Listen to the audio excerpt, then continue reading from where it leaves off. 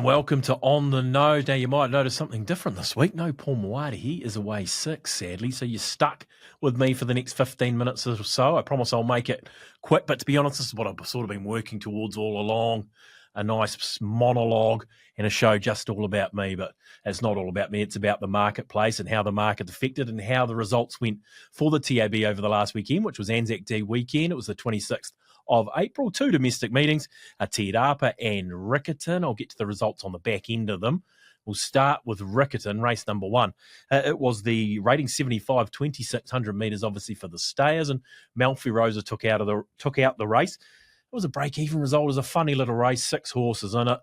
And they didn't really want the top 3. They actually wanted the bottom 3, Quick Story, Mountain of Light, and even La Evita, as opposed to Star, Ballot, Malfi Rosa, and Sacred Dream. And the 1, 2, 3 actually ended up trifectoring it. So Malfi Rosa stayed at a very solid price. It had been in good form. It was a break-even result. Interestingly, La Evita, with the maiden in the race, was 51 into 17. So maybe when it gets back to maidens, La Evita might be of interest. But a funny little race to start the day, a break-even result, race number one. Race number two was the maiden 1,600 metres taken out by Canastera. A nice support, 8 into 6. It was plus 15,000 for the TAB because they backed Novern again, who had to work from an outside barrier and only faded late, to be fair. Novern was minus 40,000, 370 into 330.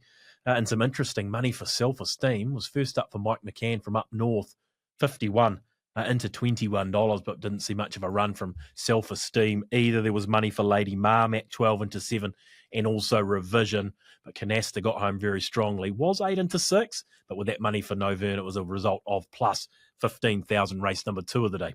Race 3, the rating 75, 1,600 metres, and Royal Valor. Now, friendless, to be fair, for a horse like Royal Valor, deserved to win, 750 out to $12. It was plus 25,000. There were 2 horses they wanted in particular. Move On, big market move here, $6 into $2.90. And Callanzor dropping out of 3-year-old sort of fillies company. That was around $12 into $4.80. Obviously, Move On and Callanzor were a 3rd and 4th in the race. Ballaluka was going for back-to-back races. It was 12 into $9.50 late, but Royal Valor didn't want to know it. They really put it on Move On and Callanzor. Royal Valor was plus 25,000. Race number 4 on the card, Reverberations at $21, didn't budge, plus 15,000 Reverberations.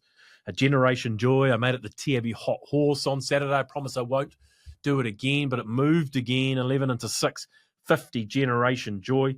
Can't Catch Me. It was the worst result in the race for the Tiakia team. That was minus 70,000. And some interesting money around Matetsi, right down the bottom of the book there for Andrew Carston, 34 into $16. Didn't run the worst of races, so maybe Matetsi one to take note of out of the race. But it was plus 15,000 for the John Blackadder-trained Reverberations. The Wilsons get their second of the day in race number 5, Victorian Charm. We opened $5 favourite, basically didn't budge all day. It was a very small win, plus 5,000 for Victorian Charm. The move was for the Anderton runner again here in No Party. 750 into $5. It was minus 120,000. Was No Party. And Intercept ran a very good race for second. It was 9 into $7. It was backing up from Riverton where it ran second. Fortunately, it ran second again. It was 9 into 7, but Victorian Charm, 5 out to 550, back to 5, was a very small win of around plus 5,000 for the TAB. The Great Easter was race number 6 on the card, and Betty Spaghetti, not often Betty, is a winning result for the TAB. It was plus 10,000 for Betty Spaghetti. All the money was with Mystic Park. Once again, 650 into 420, minus 120,000 for Mystic Park. So they put the money on there. And in fact, the other Pittman runner, Third Decree, was also 12 into $8. And that was minus 20,000. So they thought Michael and Matthew Pittman were going to take out the race, the Great Easter. But it was, in fact, Betty Spaghetti. Candy Cane and Quintabelle in particular were notable drifters. Quintabelle, if you notice a horse like Quintabelle drifting, it's a horse that's generally very well backed. You'd be very concerned. We didn't see any money for Quintabelle on Saturday. If you see those horses that are generally well supported and may pay to mark down, Quintabelle's one of them, in drifts. It's a bit concerning. So Quintabelle is a drifter. Candy Cane also a drifter. Plus 10,000. Betty Spaghetti in the Great Easter. Race 7 was the War Step, and they only really wanted 3 horses in this, and they were the 1, 2, 3 in the book. The race was won by Loose Sally. She was 370 out to 420, though. She was a losing result of around minus 5,000. Canelo was a big mover, a 6 into 360, and they pushed the button from outside gate. Just had to work a little bit hard, I think. It boxed on well for fourth, Canelo, but no match for the winner. And Dream of the Moon was the opening favourite, got out to $4.80 off an opening quote of $3.50. And yeah, like a heavy track up and distance might not be Dream of the Moon's go. Canelo was the big mover, but Loose Sally was also well back to losing result, minus 5,000. The Gold Cup was race number 8 on the card. A Riviera Rebel, 15 into 950, nice move. This whole race sort of hinged around the price of Harlech, who the marketplace said we opened too short in fairness, $2.70 out to $4. The moves came for a number of runners because of that quite significant move out on the favourite. Mayor of Nord was the big one, 10 into $4.60, minus 60,000. Dazzling Miss was $5.50 into $4.20. That was a big move as well, or decent move. And the move for Mayor of Norwood, we meant we saw money for Taimati Diva as well, who ran second to Mayor of Norwood in that Riverton Cup. It was $31 into $20 and was a losing result as well, Taimati Diva. Riviera Rebel, nice late move, 15 into $9.50. It was a small win of plus 5,000, but the race was really set up at the lack of money for Harlech, who actually ran well to finish second. Last race on the card, Penfo's Lad. This was a losing result, and a furlong, minus 36.50 into $4.80. Tiaka had 2 in the race here, Bellamio and Knowledge's Power. We opened Knowledge's Power at around $6.50, and Bellamio out there at $15. And they ended up both starting at $10, and all the money was with Bellamio, who ran a very good race for second. So mark down Bellamio. Alberton Angel was 16 into 10. And East and West was 9 into 6, back to 9, and they pretty much filled the first 4, those horses. So Penfo's Lad, those $6.50 into $4.80, was minus 30,000. That was the worst result of the day down there for the TAB, and that was the last race. It was very small wins, very small losses all day. The 30,000 in the last race meant we were plus 40,000 at Riccarton, a small winning day with the likes of Reverberations and Royal Valor being among the highlights for us, but obviously Penfo's Lad, the worst result there at Riccarton. Off to Te Rapa, race number 1. It's just one of those races. I cannot explain the drift around Rainbow Delight. It was $1.90 out to $3.10. It was still a losing result for the TAB, but certainly not the result we would have thought. It was minus 5,000 Rainbow Delight for Andrew Forsman, who keeps on winning, and the race was over. First time they passed the post when it walked to the front. The move out on Rainbow Delight meant they backed King of the North again, who never got into it from the back, $6.50 into $3.80, minus 40,000. Celtic Echo was 9 into $6.50, didn't run a bad race, and Gentian Blues getting closer to a win. That was 16 into 9 for second, but just one of those races, I can't explain it. Sometimes they can trick you, or you see something new, and that was something new around Rainbow Delight. $1.90 up to $3.10, small loss, race number 1. Race number 2, a shortener here. The winner, Windrush, blinkers off, tongue tie on, 320 to 225, and finally got the job done for his supporters, minus 30,000. And Windrush came out of the same race as the other mover in the race, and another floozy.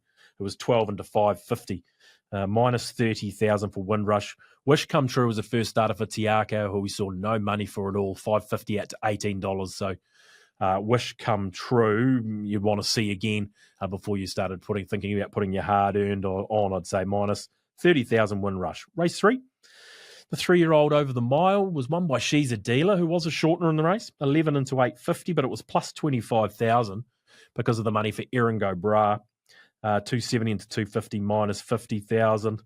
Another mover in the race was Inside Out for the Weatherly team. That was 34 into $11, didn't run the worst of races.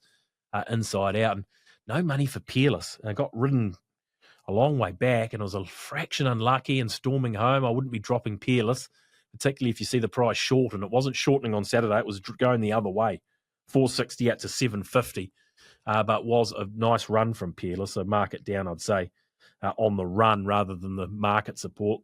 She's a Dealer, 11 into 850. He's head supported all the 2 prior starts, and there was support again there, but it was plus 25 because of Eringo Bra.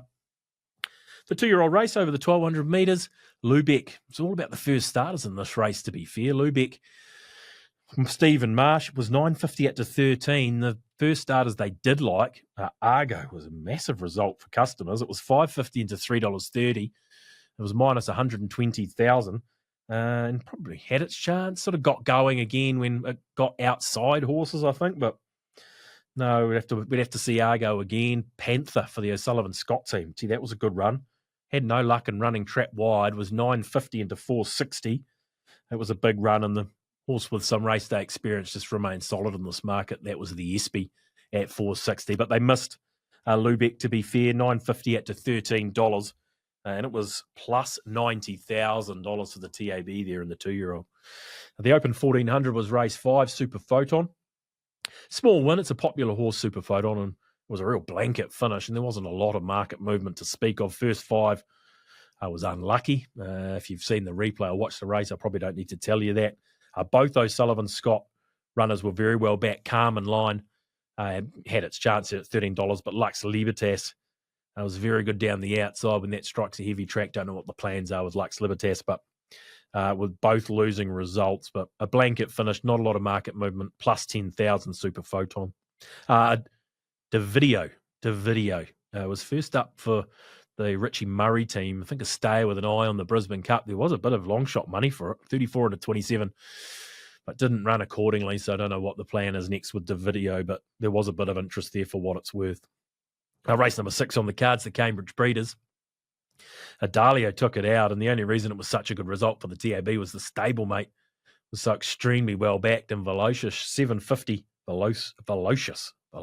I'll try again. Velocious. $7.50 into $4, minus 140,000, and it's been a bit tardy away and was just only away with them and sort of was allowed to be dictated to, and just because of that, they just started falling back on it. It ended up a long way further back than I'm sure they intended with Velocious, and then sort of hunted for runs up the inside, which never came. So $7.50 into $4, minus 140,000 wasn't to be. Poetic Champion was $4.20 out to 5. First up, boxed on relatively well. Romilly was big from the back, but there was no money. And Whiskey and Roses, it's obviously going very well. Another big run when it gets the heavy track. Whiskey and Roses will be a bet, you'd say, off what we saw there. But because the stablemate of the well-back runner took it out, Adalio 5 out to 650 was plus 80,000. Race number 7 on the card was the rating 75-1200. Look, Queen Zhao was well back. Stephen Marsh again, so no surprise. The market mover was Cooper, $6.50 into $3.80. He was doing a bit wrong, pulling his way around behind them. Cooper and got out and ran 4th. He was minus 40,000. Nafiti is always a well-back runner, $13 into $10. That was a losing result, but Queen Zhao was also a losing result, minus 20, even though it was 5 out to $6. Into the Travis. Jesus, a blanket of fillies and mares here. There wasn't much over of a few of them, and there wasn't much over a few of them in the marketplace. Val d'Isoldo goes back-to-back after a long time between drinks. $6.50 out to $8.50, plus 50,000 for Val d'Isoldo. They backed Islington Lass. That was the worst result in the race, and she was big late. 9 into 6, minus 100,000. Electron was 9 into 6 as well. Livid Sky was 23 into $14, and look, Mezzabine and Al Jamala, well, they didn't shorten. They were losing results in well-back commodities, but they just missed Val d'Isoldo. I don't think people could trust that Val d'Isoldo, she would go back-to-back, but she has, and she was plus 50,000 for the TAB. Our last race of the day was the 65 1,400 metres. Tycoon Prince, first up, no money, $6.50 out to $10. Oh, yeah, plus 50,000. Slovakia for the Kelso team was 4 into $3.50. That was minus 90,000. So a lot of money for Slovakia. She got out and got home reasonably well. Honey Badger went the other way. They're one of the other favourites. No money for Honey Badger at all. $3.80 out to $4.20. A touch concerning. Saxon Silks for the O'Sullivan Scott team was 12 into $7.50. That was the worst way for the TAB. And did the trick, was a long shot move. 34 into 18. Came across from a wide gate. And had to do the donkey work with 60 kilograms second up and only faded late. So did the trick, will be one to mark down, I would suggest, from the weekend. Yes, it was quite a good day for the TAB at Te Rapa. Some of the bigger results there. Obviously, Lubeck was at plus 90,000.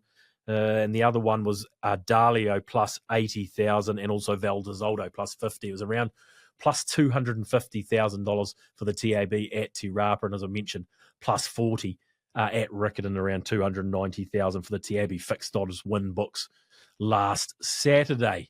Now, hopefully, Paul will be back next weekend so he can bounce a few things off me rather than you having to listen to me babble on. But I hope you got something from it nonetheless. We'll be back, Paul and I, to review Riccarton and Te Rapa again coming this Saturday. So join us then, and hope you're enjoying the coverage from On the Nose. We'll see you next week in 7 days' time.